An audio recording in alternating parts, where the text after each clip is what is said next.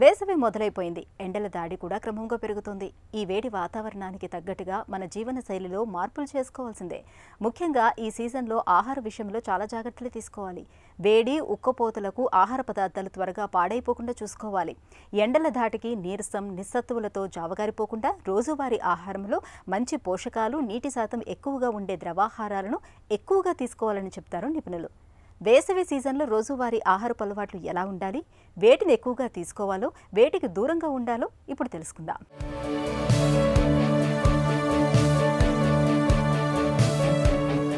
వేసవి సీజన్ మొదలైపోయింది. పగటి ఉష్ణోగ్రతలు క్రమంగా పెరుగుతున్నాయి.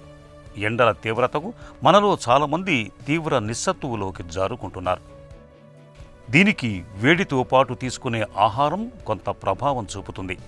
వేసవిలో మంచి పోషకాలు, నీటి శాతం ఎక్కువగా ఉండే ఆహారం తీసుకోవటం వల్ల ఆరోగ్యంతో పాటు డీహైడ్రేట్ కాకుండా చూసుకోవచ్చని పోషకాహార నిపుణులు చెబుతున్నారు.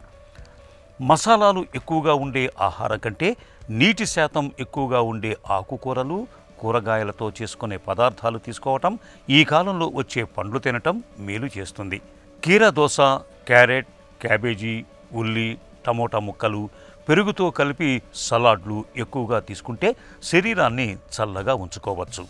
అన్నంతో పాటు లెమన్ రైస్, కొత్తిమీర రైస్, పుదీనా రైస్, పాలక్ రైస్ తీసుకోవచ్చు. మధ్యాహ్నం మాంసాహారం తినకపోవటమే మంచిది.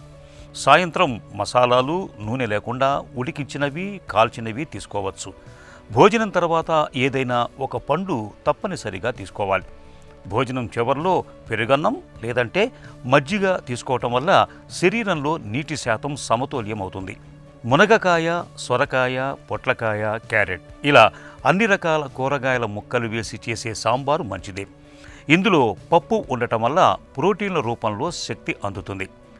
ఎండలో పనిచేసేవారు 5 నుంచి 6 లీటర్లకు తక్కువ కాకుండా ద్రవ పదార్థాలు తీసుకోవాలి. నీళ్లు ఒక్కటే తీసుకోవటం వల్ల ప్రయోజనం లేదు. ఉప్పు కలిపిన మజ్జిగ, ఉప్పు, పంచదార కలిపిన నిమ్మరసం రోజులో అప్పుడప్పుడు తాగుతూ ఉండాలి. ఈ సీజన్లో ఆహారపరంగా ఈ జాగ్రత్తలు తీసుకుంటే వేసవి ఇక్కట్లను మనం చాలా వరకు నివారించుకోవచ్చు.